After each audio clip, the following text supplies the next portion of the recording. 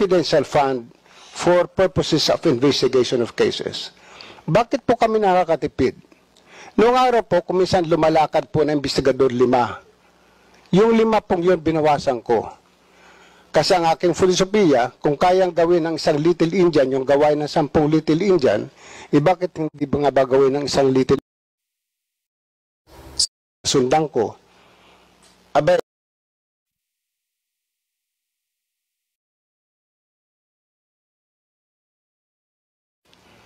pag nirequire niyo po ang isang ahensya ng gobyerno na may confidential fund na mag-submit ng resibo, ay hindi na ho confidential fund yun. Kasi just like Mr. Chair, gusto ko lang pong gusto ko lang pong doon, kasi nire-require po yun ng joint circular. So hindi po pwedeng kasi meron po tayong joint circular 2015 regarding sa confidential fund. Po hindi po nakakatawa na sabihin natin na hindi tayo nagsasubmit ng mga resibo. So I beg to disagree po, no. Kailangan din natin mag-follow po doon sa JC 2015. Pagpaunmanhin po ninyo, pero mula po na ako'y maging ombudsman, wala po nagsabi sa akin na mag-submit po kami ng resibo dahil paano ko po re-resibuhan ang isang intelligence officer na sinuyo ko tingnan ang isang bagay o isang kaso.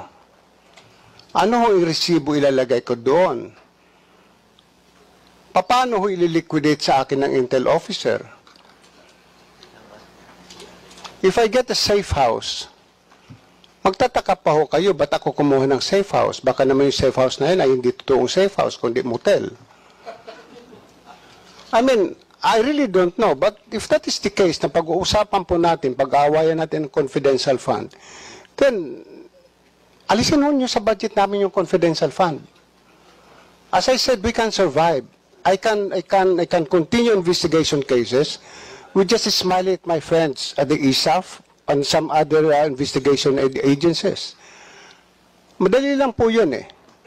I call my friends in the provinces, I call some police officers in the provinces, I ask them for their support. Kung kailangan mag-utos sila ng tao para i-verify kung totoo ito, din doon po kami gumagastos ng transportation expense ng pagkain ng tao.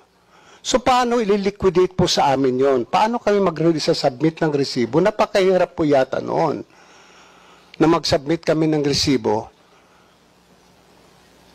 At siguro wala namang papayag din sa amin na intel officer na pag binigyan ko ng 50,000 pesos o i-liquidate mo sa akin, na tuwing sakay niya ng taxi, kung siya ay may, which I did it before, na pinamanmanan ako sa empleyado ng ombudsman, pinasundan ko, abay, siguro may hirapan yung intel officer na every now and then bibigay sa akin yung mga resibo ng gasolina. At pag niliquidate ko yung resibo ng gasolina na yon as my own expense, baka sabihin ng COA, hindi pwede kasi hindi ka pwede mag-claim ng gasoline expense because you have your transportation allowance. So I don't think a receipt is important. What is needed is that we make a certification, we issue a certification to the effect that we have spent the confidential fund for purposes of investigation of cases. Bakit po kami nakakatipid? Noong araw po, kuminsan lumalakad po na investigador 5. Yung 5 pong yun binawasan ko. Kasi ang aking filosofiya, kung kayang gawin ng isang Little Indian, yung gawain ng 10 Little Indian, bakit hindi ba nga ba gawin ng isang Little Indian? So just like when I was investigating the case of the onions, yung mga sibuyas, may mga isang tao kung pinalalakad o 2. Kung medyo delikado yung lugar na pupuntahan, 3 sila akong pinapupunta. Yun po ang pero hindi ko sinasabi sa kanila, magbigyan nyo ako ng resibo.